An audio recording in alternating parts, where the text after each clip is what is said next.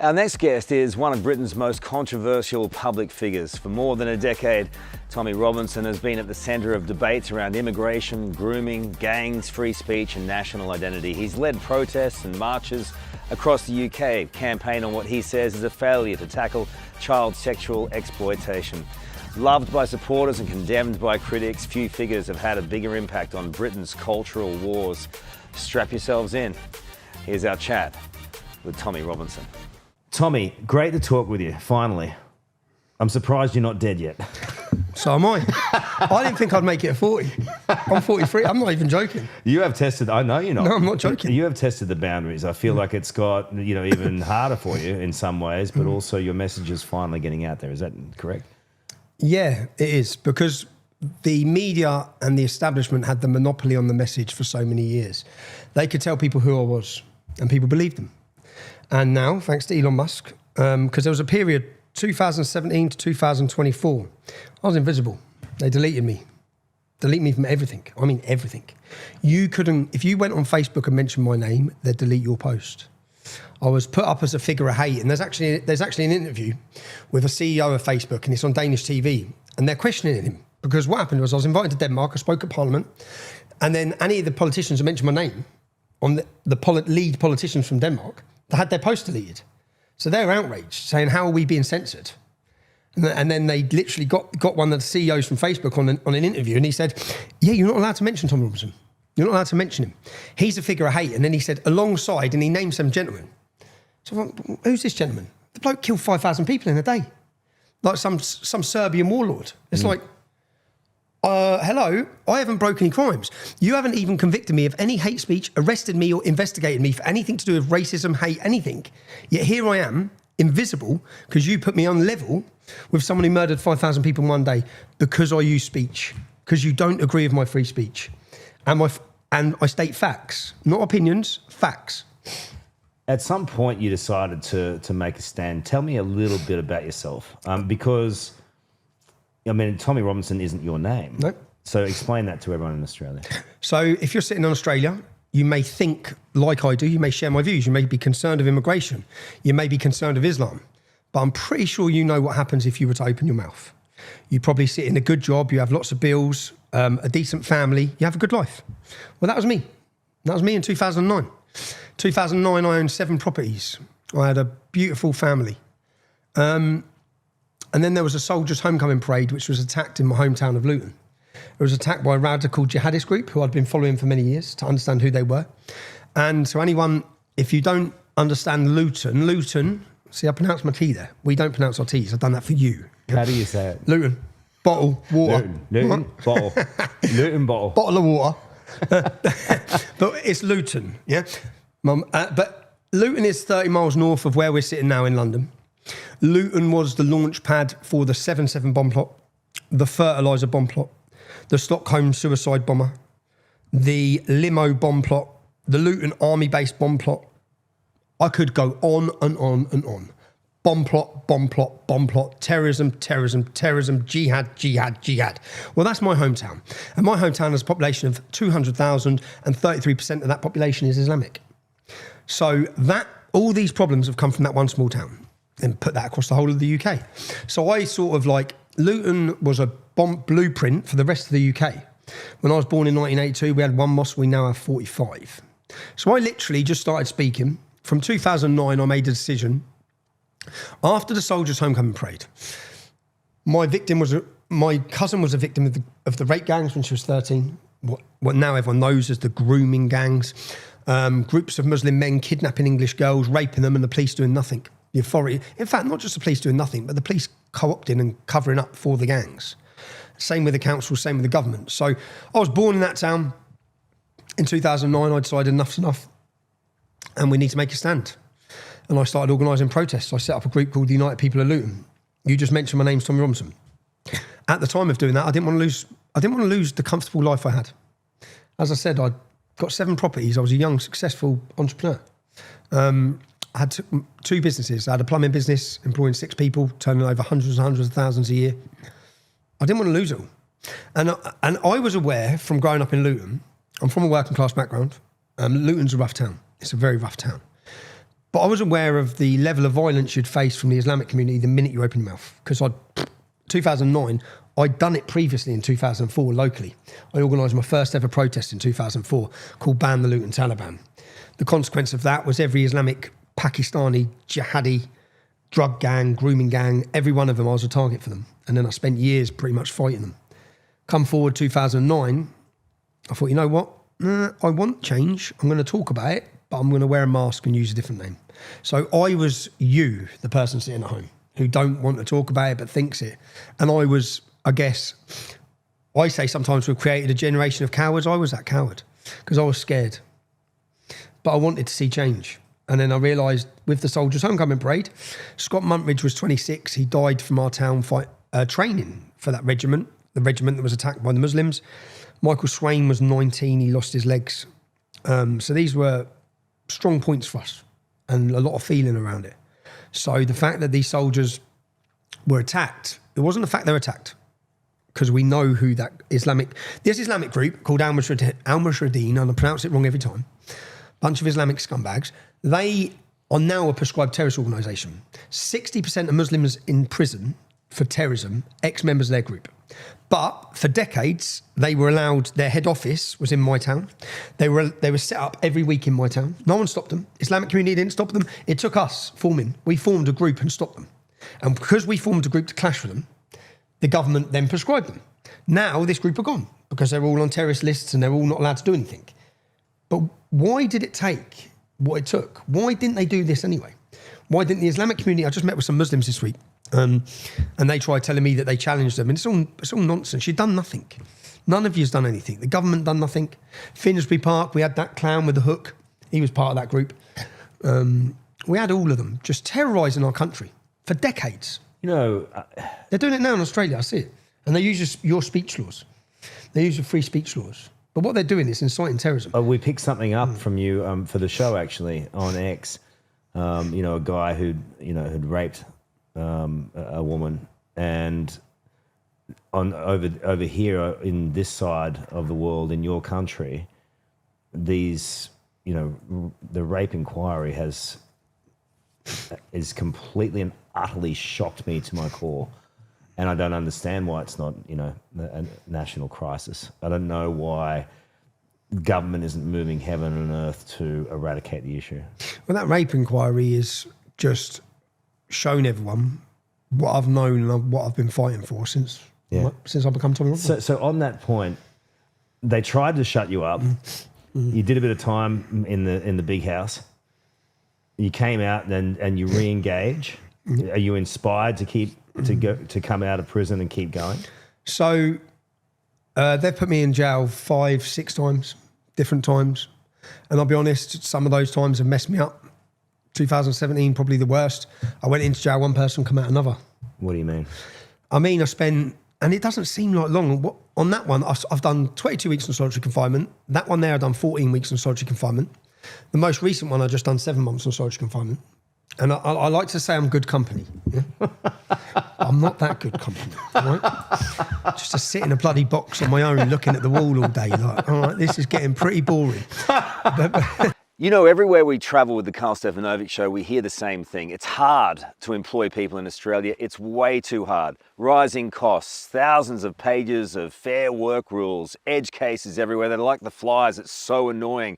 Even trying to do the right thing, you're one step away from doing the wrong thing, and who pays for it? No wonder people are fed up. It's almost like they don't want you to hire anyone anymore. That's why I like what the team at Tanda has created. Aussie-built software that handles all of that complexity: rostering, payroll, HR, and fair work compliance.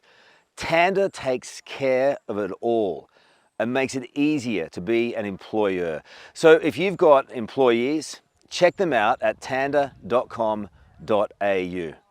You won't regret it. but what they done on the last one, this is the insanity of it. The last one, I made a documentary. Yeah? I made a film. Yeah. Now, lots plays into this. Where we're sitting now, you just said they've tried to shut me up. How's that going for them? I sit there and laugh sometimes. I think the entire power of the British state, The entire power of the media. You wanted the world to hate me. It hasn't worked. I'm still here, yeah? I'm not just still here, but I'd say my voice is elevated around the globe, and not just my voice. Tommy Robinson become a symbol. So, yes, my name's Stephen Lennon, real name, Yaxley Lennon, if you want to play it that way. But Tommy Robinson become a symbol of resistance because it isn't just me they attacked. There's thousands and thousands and thousands of people like Tommy Robinson who have been scared into silence, who have been deplatformed, who have lost their jobs. So a lot of people feel when they see me take the hit that I'm taking the hit for them. Even if they don't agree 100% with what I'm saying. They think he's saying it. Yeah. And so we'd had all these years.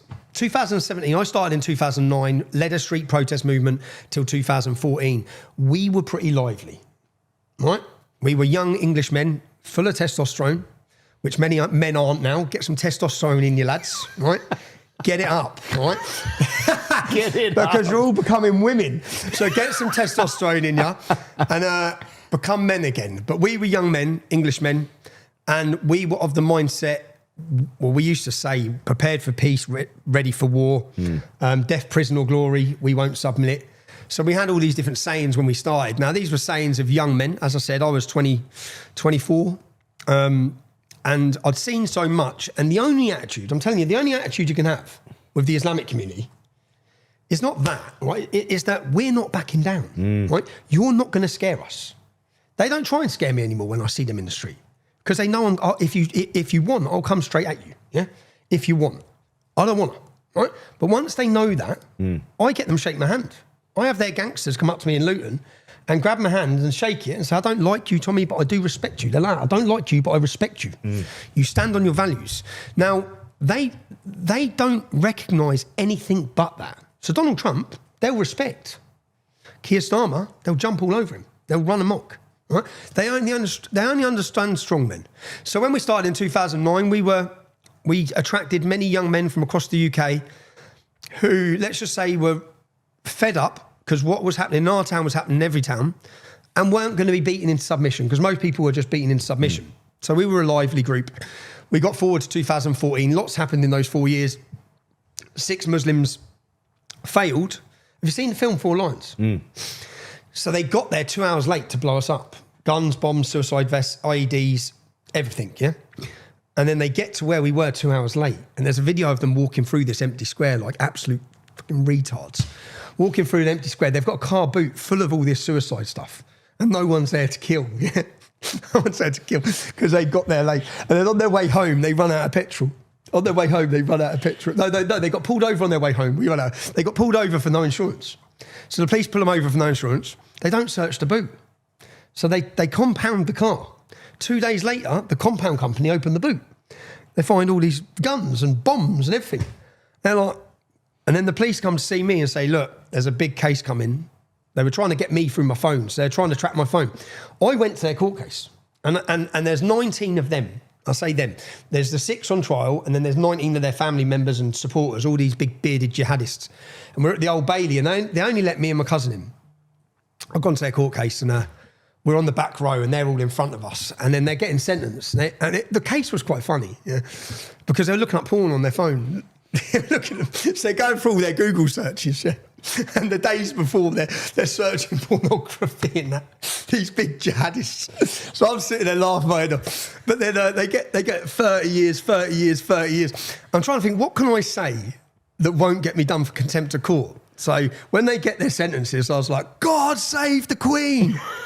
Like that. And then it all just kicks off, man. It all just kicks off. And then they all turn around and we're kicking them off the back of the road. But all the jihadists, there's 19 of them in court. We've got our backs to the wall.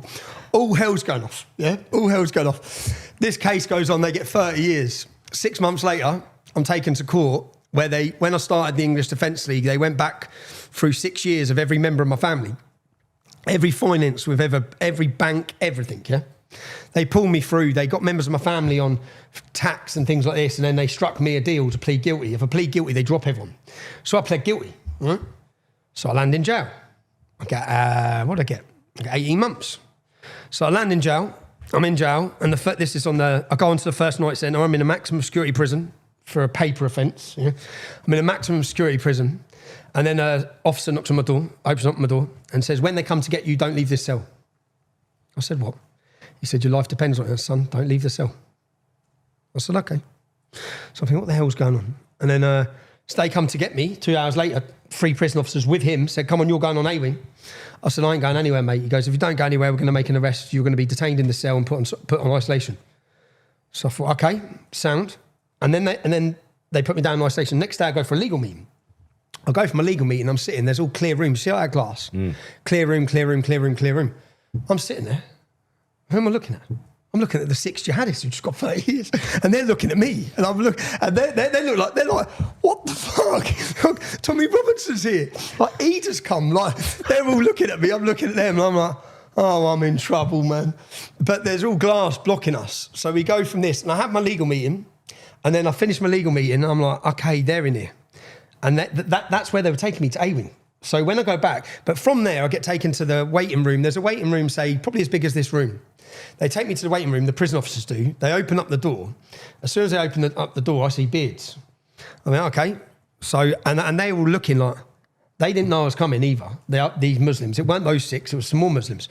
And then they locked the door. And I didn't sit down because I knew what was coming. And then we just fight. I get my teeth all smashed in. That's why I've got these beautiful teeth, look. Courtesy of H&P. Thank you, boys. So I get my teeth smashed. I get my front 4 smashed in. This is going 2014. I get my front 4 smashed in, and then they take me down to isolation. So somebody had organised that hit in the prison. Yeah, the prison had. No, the prison had. The prison. So when I get back to the prison officer, his next paratrooper, he said, Tommy, they were taking you to A-Wing, where they are, the 6 that got in here for wanting to kill you. There's no cameras on A-Wing, mate. You're gone. He goes, they're going to kill you. You're not going to beat you up. They're going to kill you. And we're in a maximum security jail. Just Google this. Woods Hill beheading. They beheaded a prisoner on the yard. They took his head off. 3 Muslims took a man's head off in the prison. So this prison is an ISIS training camp. It's a 40% Muslim jihadist. Bearing in mind, Muslims make up 6% in the UK, 40% of the maximum securities, all the maximum securities taken over by Islam, all of them.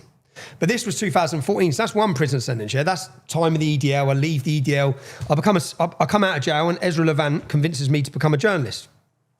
Basically says to me, stop the street activism and let the world see what you see. Make videos where there's problems, go and show them to the world, yeah? So I become a journalist 2015, and I rose very quickly. And my views went worldwide. 2017, I'm one of the most watched journalists, I'd say, in the world. That's when they clamped down and they deleted me and made me invisible. After I made a documentary called Panodrama, great film. If you want to watch any of my films, you can go to trfilms.co.uk. I've made some brilliant documentaries. I'm not just saying it. I think ours are the best documentaries that have been made in the UK. So, Tommy, they came down pretty hard on you, and they want to eliminate your voice. Do you think, some of that messaging around, and some of the violence on the streets that came as a result of, the meetings and the protests being organised, do you think that somehow took away from your it did. attempt? I learned a lot. Look, I'm a different man now to say you're not. I'm 43. When you're 25, when you're 30, you change a lot, yeah? I've learned a lot, changed a lot. We were angry. Of course we were angry. You see, you just read the rape gang inquiry. Was you angry? Yeah. Well, imagine you knew the girls. I've got 2 daughters. Imagine you knew the girls. Imagine you'd met the families. Imagine. You're going to be angry. Justified anger. Justified. So I also knew by 2014 when I ended the English Defence League. I didn't have to end it. I ended it. I left and realised that behaving the way we're behaving, because no matter what we'd done, even if we behaved, we were going into large Muslim demographic cities. They were coming out organised, and there was always a big clash. But at the time, I'm not going to apologise because that was needed. If you look at the arrest rate for rape gangs, grooming, the English Defence League forms in 2009, there's none. By 2010, it just goes right up. They had to, we forced them to. And in fact, Andrew Norfolk was a journalist who won all the awards for the rape gang inquiry. Now, his own words, he knew it was happening for years, so he's a coward. He's dead now, but he was a coward, yeah, because he knew young girls were being raped. Imagine you knew what was happening in that rape gang inquiry, because he knew, all of them knew, and you said nothing because you were worried about being deemed a racist. Well, that was Andrew Norfolk, yeah? And his words were that when he saw the emergence of the far right in 2009, he knew he had to do something.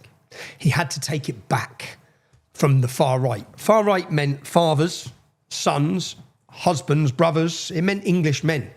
So he had to take it back. So we forced the coward to do his job, which 2015 he made a report with a very brave lady, Sammy Woodhouse. How long are you here for?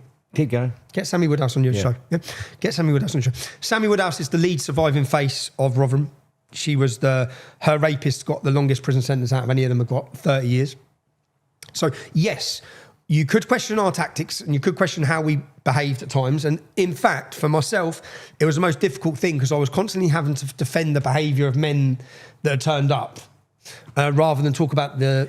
And that's the point, Tommy, because I think that you have such a clear voice and you articulate what people are feeling out there and they want that voice. And... discredits it. Yeah. Yeah, but... we didn't plan anything. This is not my judgment. No, I know it was. Yeah. But remember this, none of it was planned. So I went in 6 months from leading successful companies on building sites to being the leader of the biggest street protest movement you've ever seen. We didn't plan it at all. It just went... So I think we've done pretty well. No, and skip forward to Skip forward to Elon. So 2017, journalist, deleted, made invisible. I then go through court case because the worrying thing is when they make you invisible, I thought, now they're coming for me. Yeah. Now they're coming for me because no one's going to hear it. And they did. They put me back in jail again. They put me back in jail again once. I come out of jail. Then I went to Getter, which is a obsolete little social media platform. I tried VK first in Russia. They deleted me. So I went to Getter, a new American free speech platform, and I made the most important content I've ever made, which was a 5-part rape gang documentary series called The Rape of Britain. But no one was watching it. Do you know how disheartening that is? So I spent 12 to 18 months in a city called Telford, and I spent time with dozens of girls and families, getting to know them and hearing their story and building a story, a big chart, and interviewing the girls 3 times, 4 times, 3 hours, 4 hours. And I built a database of the men. Now, and I chose Telford specifically because Telford was 1,000 victims. The police investigation identified 1,000 victims. 1,000 victims. Yeah, 5 are dead, burned alive, murdered, children. No one even knows their names. No one. So I concentrated on this town because the police identified 200 Muslims. And I looked at the demographic of Telford, 1.7% Muslim population. There's only 1,000 Muslim men. So out of that 1,000 men, they've raped 1,000 kids. 200 of them we know are involved. So I went and done a 5-part series investigating them. And then I went and got the men. When I say got the men, once the men were named by 3 or more girls, it was time for us to go into their businesses, go to their properties and ask them some questions. So I'd done that at a time when I was absolutely deplatformed. And at the time, this when all the attacks started coming. I then had an attack by the government, which took me to court. They told everyone I lied. But to tell everyone I lied, see, there was a story in the north of England. I have to be very careful here because I'll go straight back to prison. But there was a story in the north of England where a child got a bottle of water poured over him. I don't know if you saw this. Blew up onto world news. Now, I got told this isn't the true story. Yeah? People contact me with stories. So I made a video. I spoke to a mother, spoke to children at school, said, well, you're not getting the whole story here. There's a lot that's gone on here. They then went out, told everyone I lied. A mother who had contacted me to say her daughter had been attacked by this boy, she put out a statement saying it was false, what she said. So I'm sitting thinking, well, what's going on here? So then I get the court letters. They're taking me to court. And then I look at it, I go for a meeting with lawyers. It's financial terrorism. They hit me for £1.5 million. But when I went to court, I refused to apologise. So instead of apologising, I went and wore a hidden camera. And I knocked on school teachers' doors because I knew the school teachers weren't telling the truth. And when I knocked on the door, I got them all banged to rights. They were all paid. They all told me. So they're on camera. They don't realise they're on camera. I took the money, Tommy. That's an Asian teacher. I took the money. They paid us. We're not allowed to tell the truth. The head teacher, Tommy, you're never going to get the truth out there. I'm thinking, yes, I am because you're on camera, bro. I'm getting the truth out there to the world. Then the woman who said that he didn't take part in attacks against her daughter, I made a statement. When I knocked at her door, she just said, Tommy, they're threatening to rape us all. We've got to live here. So I said, okay, what you did say, was it true? She said, yeah. So I got all of these things and then I produced them in court. And like that, I said, There you go. 7 teachers. Here's the school records, guys. Yeah, everything I said was true. Okay, everything I said was true.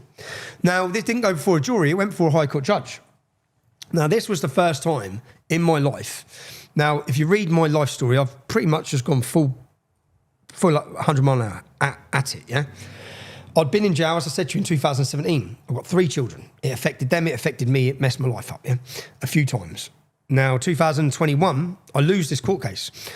But I've got all the evidence, so I told the truth. But the judge gives me an injunction. Says, you ever show anything from this court case, you get 2 years in jail. Now, what I should have done, and where I failed myself as a journalist, an activist, an Englishman, I should have just played it. Yeah. I should have just played it. But I didn't play it. I got divorced because of all of this. And I was pretty lost and broken. I was a mess, actually, an absolute mess. You said that you're surprised I'm alive earlier. I'm surprised I'm alive through my own actions at that time. I was a ticking time bomb. But I moved abroad and I struggled a lot, man. I struggled all the while because I had this in my pocket. And I just wanted to let it go, but I was too scared of the consequences of years of solitary confinement. And then I'm sat in Spain. I can remember where I was. I was sat in a bar, eating. I had my phone, and ping, my Twitter just flicked on. And I went, my Twitter account's back. Elon Musk has bought it 12 months prior. I'm invisible. I'm not invisible now. I'm like, Twitter's back. And I see Katie Hopkins. Have you spoke to Katie Hopkins? Not yet. Speak to Katie Hopkins. I spoke to Katie Hopkins. Katie's Twitter's back. So I think she wanted £3,000 and we just can't afford it. Did she? Okay. well, Katie's back. Yeah? Well, Katie's popped up and Katie's back. So then I just went, so I rang Katie. I said, your Twitter's back. She went, what? I said, your Twitter's back. My Twitter's back. And the worst thing is about this, Katie started tweeting. I didn't remember my password. So I'm sat there for days, yeah, looking at my Twitter account. Now, I deleted my life to concentrate on Twitter previously to this. So I'm looking at Twitter and I'm like, I can't bloody tweet. But this was the real, for me, at that time, I then contacted Carl Benjamin, Maya Tusi, Jeff Taylor, Lawrence Fox, Calvin Robinson, Katie Hopkins. I contacted a group of people and said, right, I'm coming back to England. I've been away for 3 years. I haven't organised a demonstration.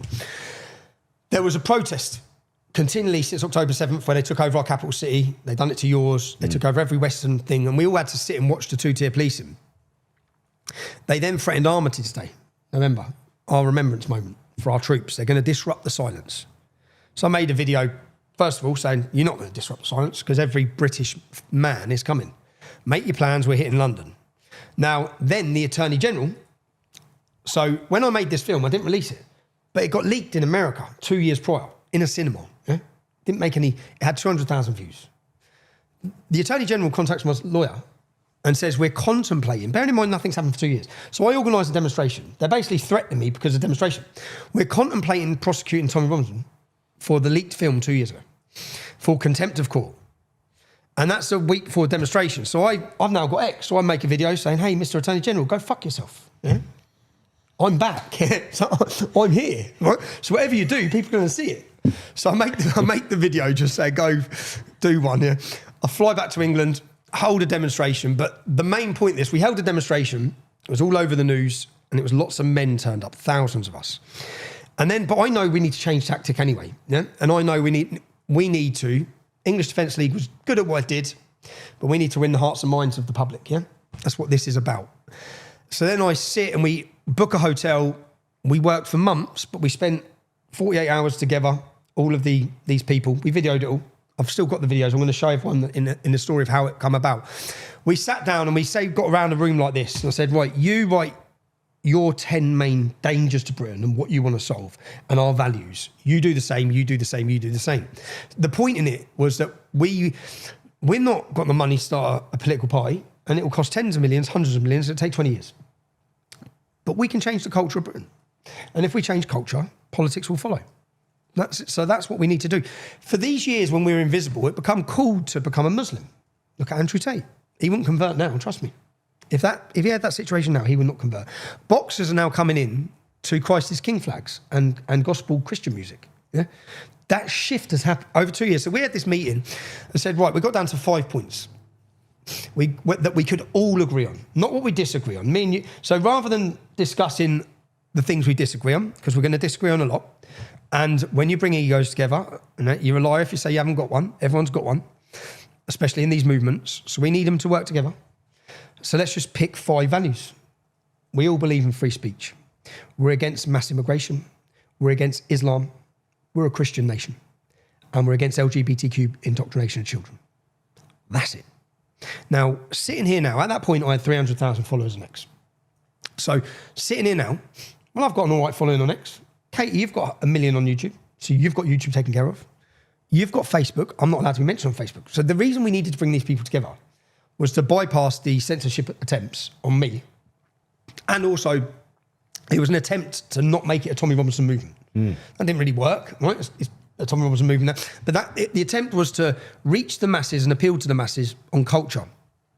Now, did you watch the Makerfield election? Yeah, 56% vote rate, right?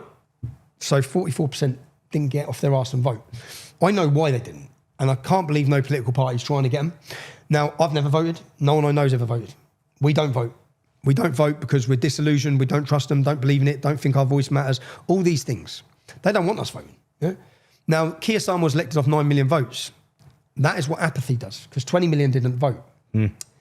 If they voted, if we get them voting. So our vision with the cultural movement was, when we sat around this room, is that if us 12 people now, who have all been under attack, who have all been deplatformed, if we work together under a common banner, which we come up with a name, Unite the Kingdom, we can change politics. So do you think now where things are at, you mentioned the by-election, Andy Burnham, it looks like he's, sitting pretty to be Labour leader. The next Labour leader.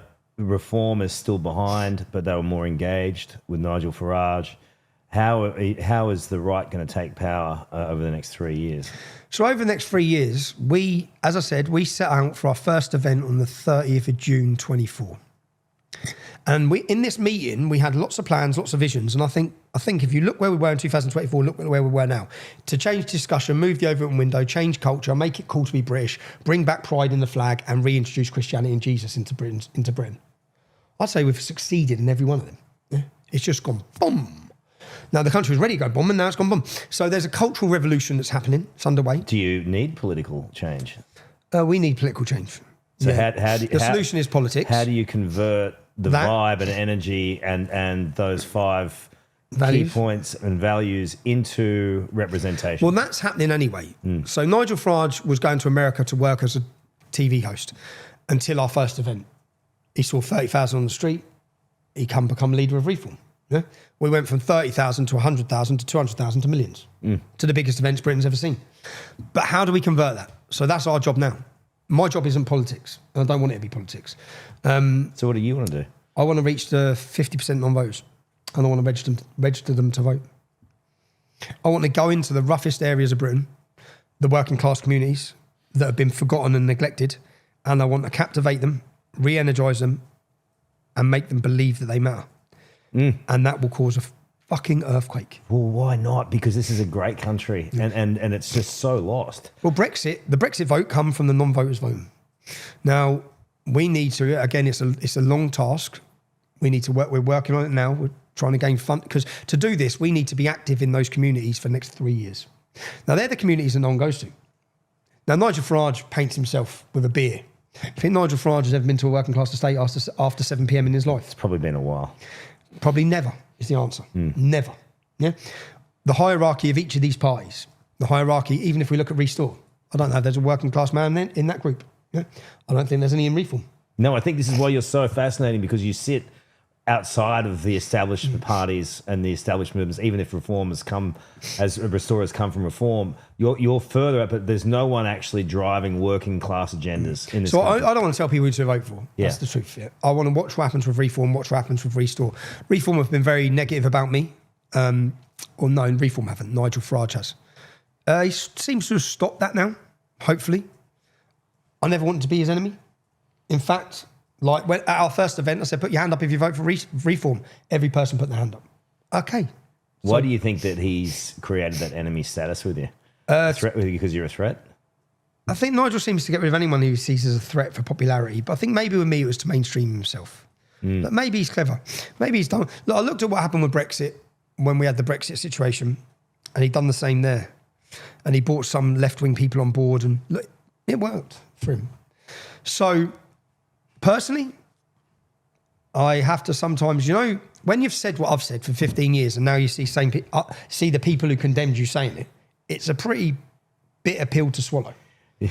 So I sit there thinking, you cheeky bastard. Yeah. You condemn me, and now you're literally reading my playbook. But this is literally happening in Australia with the One Nation Party. And I love her, Pauline. Yeah. Well, she's proved herself, isn't she? Do you know Pauline? And I've watched her for years. She spoke up for me.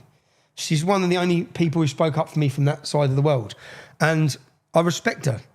So looking at her rise, do you know how happy I am for her? Because she's been through what I've been through. She's been condemned, attacked, battered, every name under the sun. And here she is. She's carried on against all of that backlash, all of that whirlwind.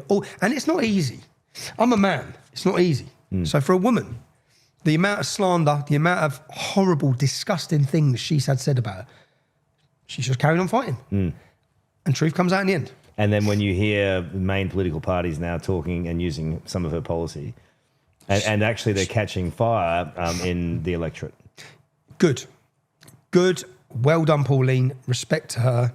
And I don't know all of her policies, so I don't have to agree anything. Yeah. But what I can say is she hasn't backed down, and that's what a leader should be. Tommy, what is to come then for this great country in the next? With the new Prime Minister, we're not sure who it's going to be. Maybe Andy Burnham. But what do you think of him? Andy Burnham. So in when was the Ariana Grande concert? When it got blown up in Manchester. What year was that? Was that 3 years ago? No, it was longer than that. 5? Well, anyway, when that happened, I went up to Manchester and I started looking into Manchester. And I found that Andy Burnham had took money. Sue me if you didn't, Andy. His group had took money from a group called MEND. MEND are an Islamic jihadist group. So, and then I looked, and so I started going down the rabbit hole. When I look at something, I just go in, yeah? So I looked at MEND, and I found a mosque that a MEND leader had been speaking at. And I got the transcripts of his speech. And what he said is that we swing the seats in 10 seats. This is the Muslim vote. This is what we need to do. We swing the seats. So Liberal Democrats, Conservatives, and Labour will all talk with us. Don't worry what they call us. Yeah? And he's right. So they all do. So then I looked at the actual council meetings on the council website. Andy Burnham was sharing joint host events with MEND. So whilst he can sit there and condemn jihadists, he's in bed with them. They help fund him. He's in bed with them. So he's a move further to the left. He's a move further to the left. He works with them. But he'll pretend he doesn't, and he looks quite good, sounds quite good, so he'll fool a lot of people. So he's dangerous as well. You got one word for him? Well, I've got one word for Keir Starmer. Wanker. Right? Absolute wanker. That is now, Keir Starmer is known around the world as wanker.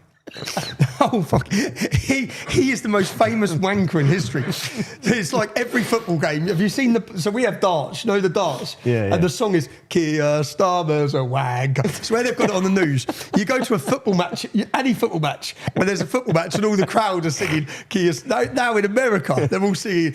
So everywhere, Keir Starmer's a wanker. But Andy Burnham is, I'd say he's a dangerous man because he looks good, talks good. I watched his speech yesterday, sounds good, about shifting Labour and change. It's all nonsense. He's in bed with them. It's all nonsense. We don't need a Labour government. We don't need a left-wing government. But the optimism I have is, remember, I've been doing this for 17 years. So I've been through the thick, the thin, the hard. Our country's awake. They're awake. We're now where? We're one of the poshest parts of London. I've had 3 people take my photo at the end of the road. Don't give my secrets away. My secrets away, okay. So 3 people get your photo. At the end of the road on this road. Yeah. So things have totally changed for me. When I walk down the street, I used to get a punch in the nose. Now, I just get shown a lot of love. So people who didn't like me now say they like me. All of this has come from Elon Musk turning on X, giving Britain back an opportunity to see the truth, hear the truth. Rather than people be told who I am, they can actually sit and think, well, no, I watched this video. I see on Sky News, UK Sky News, important difference. that he's a threat to society, Me. Elon Musk? Oh, Elon Musk. Anyone who believes in free speech is a threat to their society, because their society is about control. They want to control speech. They want to control everything. Every element of your life they want to control. That's their future. That's the left's future. That's the European Union don't believe in free. We don't have free speech. 12,000 people last year arrested for social media posts. Then they talk to us about Russia. 800 people arrested last year. And they want us to believe that we live in a free and democratic society. Well, we don't. We live under tyranny. And every totalitarian state has its weapons. The media. Let me give you an example again. So 2017, I come out of prison. And do you know Panorama? So Panorama is the flagship documentary maker for the BBC. The most renowned. It's actually who Donald Trump's about to sue. Have you watched my documentary Panorama? Oh, man. Everyone at home, watch this. This is the best documentary you'll ever see, yeah? I'm not just saying it, right? It's mine, so I would be saying it, but I'm not just saying it. God, I love you. It's unbelievable, bro. So Panorama are working on a documentary against me. So I come out of jail and I find out. And I shit myself. Panorama are the best. So I thought, oh my God. Like, they are the covert recording specialists with covert recording. So I start thinking, right, what are they doing? And the working title's Tommy Takedown. Now, the reason for this, I come out of jail, 660,000 people signed a petition saying I shouldn't be in jail. I was in jail for reporting on the grooming gangs. They locked me up, made a reporting restriction. It all blew up thanks to Australia, Canada and America, because no one in England was allowed to talk about it. But then other people started talking about it. 30,000 people marched on Parliament. When I come out, a government-funded questionnaire was on all social media, dissecting what the public think of me. So they were worried. You know, they were thinking, shit, people like this kid. Yeah, we need to stop this. So in step Panorama. Now, when you understand who Panorama are, Panorama are the government. Say when they wanted war with Assad, Panorama do a documentary saying he's using chemical weapons, but Panorama are believed. So I go, okay. So I look at Panorama and I send someone undercover into Panorama. Yeah? So John Sweeney is the head of Panorama. So I get a girl sitting next to John Sweeney like this, covertly recording for me. I'm sat in a car around the corner. Oh man, I get him banged to rights on everything. I get him making sexual allegations against me. He tells her, what we're going to do, because he thinks she hates me. So basically, Panorama are approaching everyone who I've ever fell out with from when I was this big. Yeah? And then they're asking them to give them dirt on me. So I send a girl in. Smart. Yeah, I send a girl in who there's been a public fallout between me and her. So when she sits down, they think, great, she hates him. Yeah.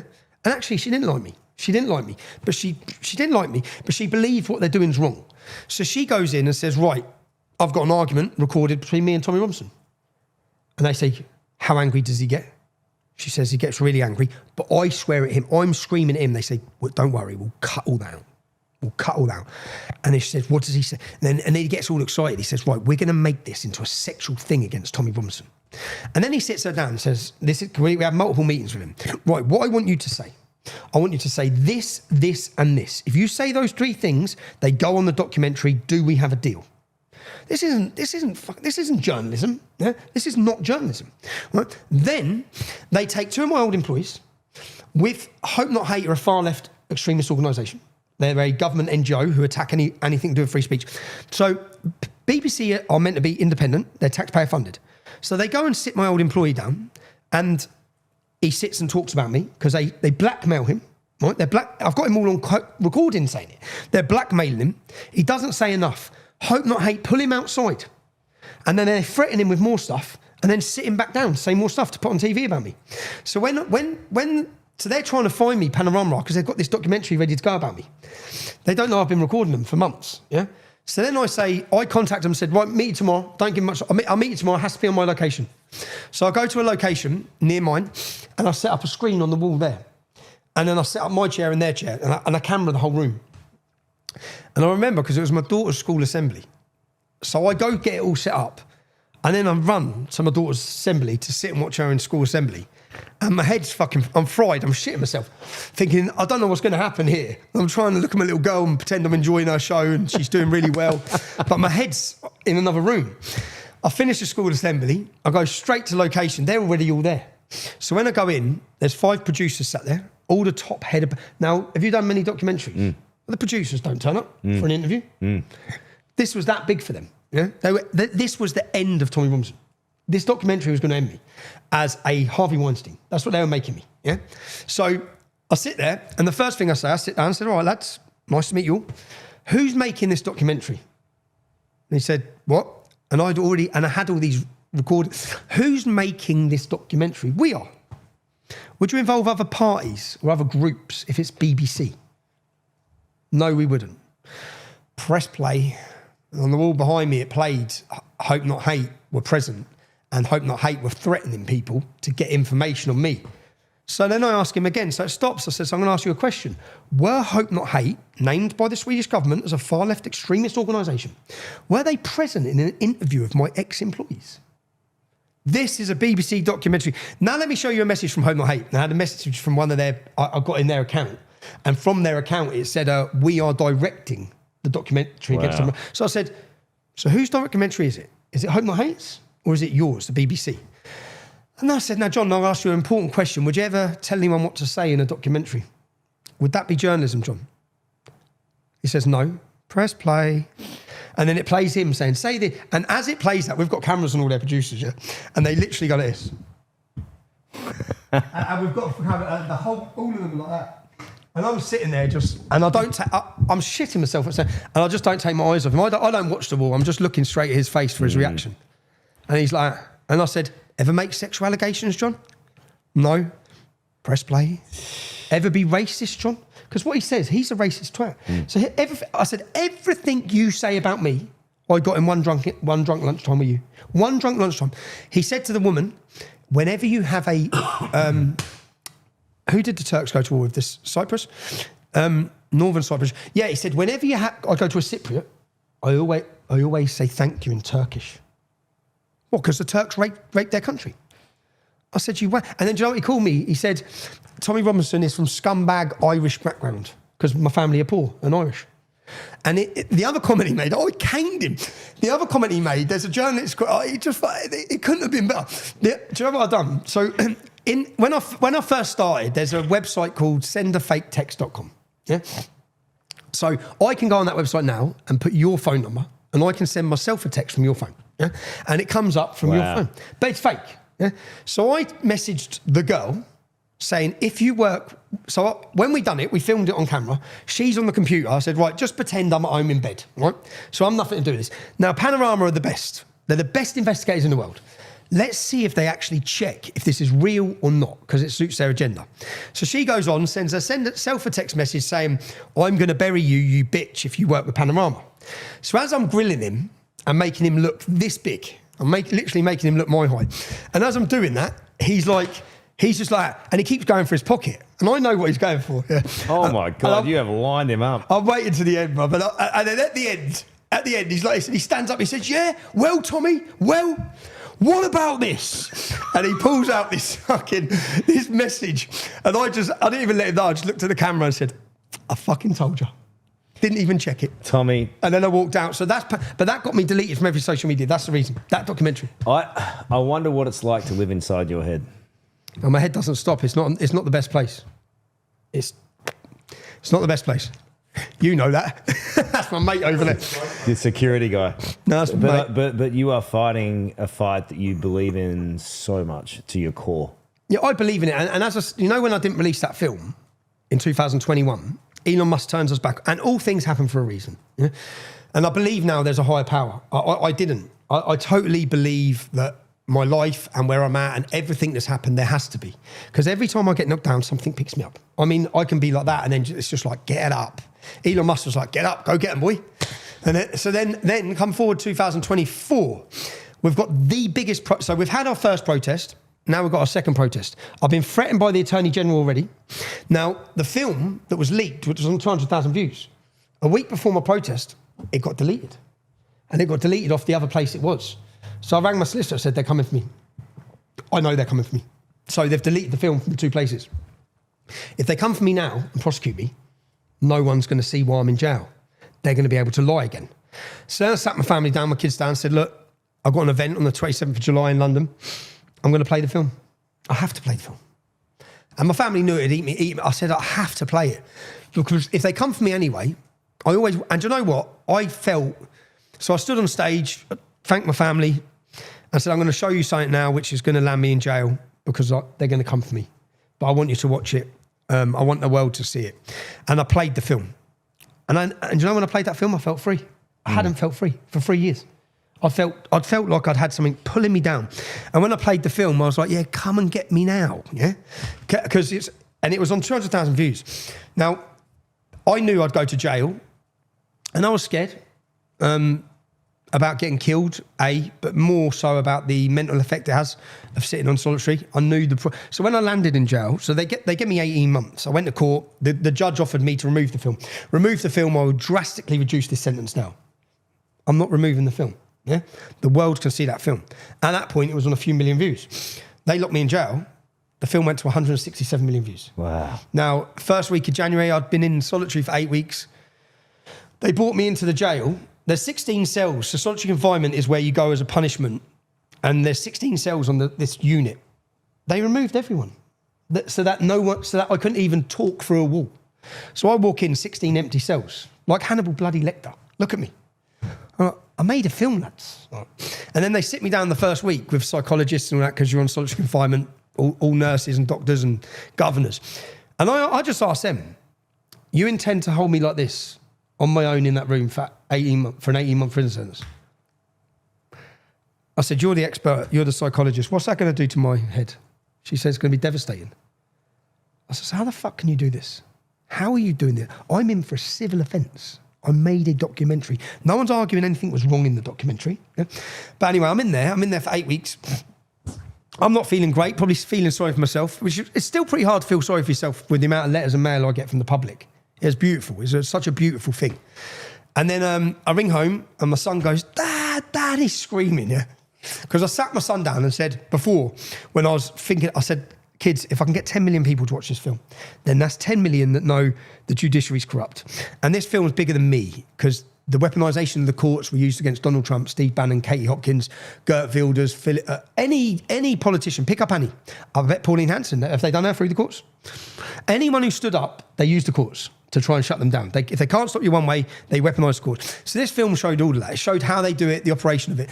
So I said to my son, if it can get 10 million views, it's been a success. I'm probably going to be gone for a year. Yeah, but I need to do it because I just need to. And then, so I ring home and he's like, Dad. I'm like, whoa. I'm thinking, what's going on? He said, Elon Musk just pinned the film. Get out. I was like, fuck yeah. I was jumping. The prison officers must just heard because I was like, I was banging on the door. And then at that point, I was like, we did it. We absolutely did it. Because it was a risk. If no one would have watched the film, I've just gone and screwed my mind for nothing. And then I was ringing him back. Each time I got to ring back, he's like 60 million. And I'll just ring back 80 million, 100 million. Wow. And then he come on the next visit and I probably seemed a bit down again. He goes, why are you down? He goes, you said 10 million views, Dad. It's on 130 million views, man. The whole world's talking about your film. I said, yeah, good point. All right. Did your son ever say to your dad, I hope you're not getting out early? I'm liking the break. Man, it's full on out here. It's full of... Nah, hey, listen, before we go, because I do have to let you go, and I know you're conscious of all of that.